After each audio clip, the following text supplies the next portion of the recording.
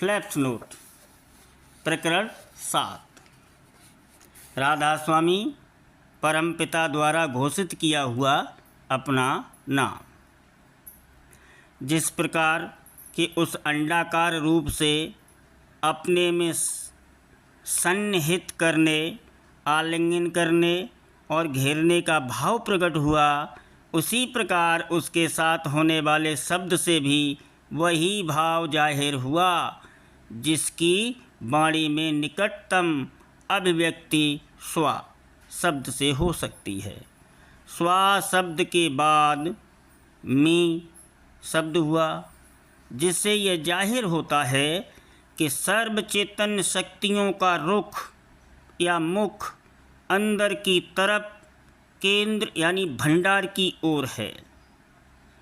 जब परमपिता ने अपने आप को प्रकट किया, तब उसने उस शब्द से जो उससे निकलता घोषित किया कि मैं सबको घेरे और आकृष्ट किए हूँ। सब कुछ मुझ पर आधारित है, सब कुछ मेरे द्वारा रक्षित है। यह स्वा शब्द से अभिप्राय है सब कुछ मेरे भीतर है, यह मी शब्द का अर्थ है। इस प्रकार परमपिता ने स्वामी शब्द से स्वयं को घोषित किया। वह भंडार प्रेम का महासागर था। शब्द के साथ उसमें बाढ़ आई।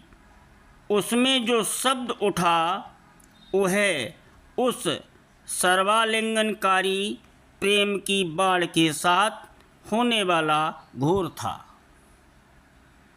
प्रेम के सिंध में जो अपने आप यह बाढ़ आई, वह सर्व कल्याणकारी दया की एक विशाल हिलोर या लहर थी। यह मालिक की मौज कहलाती है। इसी का नाम राधा है। प्रेमातिरेक या प्रेमानंद से उत्पन्न होने वाला यह प्रेम और दया का प्रभाव है। जिस प्रकार एक शराबी की यही इच्छा रहती है कि दूसरे लोग भी उसकी नशे की मस्ती में शरीक हों और उस समय निस्वार्थ भाव से उदार बन जाता है, उसी प्रकार कुल मालिक की यह मौज थी कि सब उसके आनंद में शामिल हों। परम पिता के जौहर को अगर गुण कहा जावे तो प्रेम उसका प्रथम गुण है। सिंध की बाढ़ से जो धार निकली, उसमें वह चैतन्यता जो अनामी पुरुष में नीचे से खिंचकर आई थी, वही चैतन्यता अब रचना के कार्य के लिए नीचे उतरी। चैतन्यता की इस राशि के बिना रचना कार्य आरंभ नहीं हो सकता था। जिस प्रकार अंडाकार प्रथम भंडार रूपवान मालिक की काया था, उसी प्रकार यह धार उसकी सांस थी। जब धार निकली यानी जब श्वास क्रिया प्रारंभ हुई, तभी रचना का कार्य आरंभ हुआ। दूर का एक दृष्टांत इस संबंध में बालक के जन्म का दिया जाता है। जन्म से पहले जीव सहस्रदल कमल में चैतन्य समाधि की अवस्था में रहता है। जब सूरत देह में प्रवेश करती है, उस वक्त देह के सभी अंग और इंद्रियां अविकसित और अपूर्ण दशा में रहती हैं।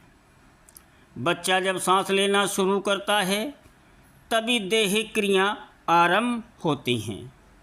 इस मिसाल की ज़्यादा तफसील में नहीं घुसना चाहिए, क्योंकि वे बाद को पैदा होती हैं, या अगर शुरू में ही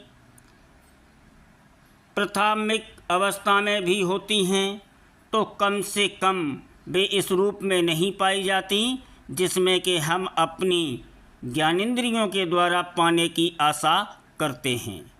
ऐसे दृष्टांतों का प्रयोग करना खतरनाक है, पर यदि उनका ठीक अर्थ लगाया जावे तो वे बड़े मूल्यवान हैं। समूहीकरण क्रिया से अनिवार्यतः 3 विभाग पैदा होते हैं।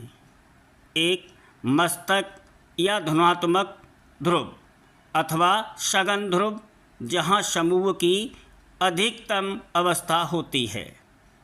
दूसरा, चरण या ऋणात्मक ध्रुव अथवा विरल ध्रुव, जहाँ न्यूनतम अवस्था होती है। तीसरा, दोनों के बीच का निरपेक्ष क्षेत्र। यहाँ धनात्मक ध्रुव तो कुल मालिक या अनामी पुरुष थे। उदासीन या निरपेक्ष क्षेत्र के उस भाग में जो परमपिता से ठीक लगा हुआ था, प्रथम रचना अथवा निर्मल चैतन्य के देशों की रचना हुई। उदासीन क्षेत्र के नीचे के भाग में ब्रह्मांडों की रचना हुई, जो निम्न कोट की रचना का एक भाग है। जिस भाग में चैतन्यता की अत्यंत न्यून अवस्था थी, उसमें पिंड देशों की रचना हुई। यह भी निम्न रचना के भाग का है। इन्हीं में से एक पिंड में हमारी पृथ्वी अवस्थित है। भास रूपी न्यून चैतन्य के उस भाग में जो अनामी पुरुष के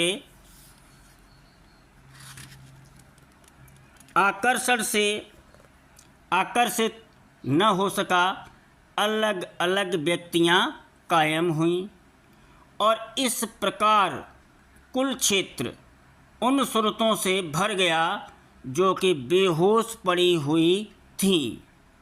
धार निकलने और उसके द्वारा रचना करने का मुख्य उद्देश्य इन्हीं सुरतों को जगाने और पूरे होश में लाने का था।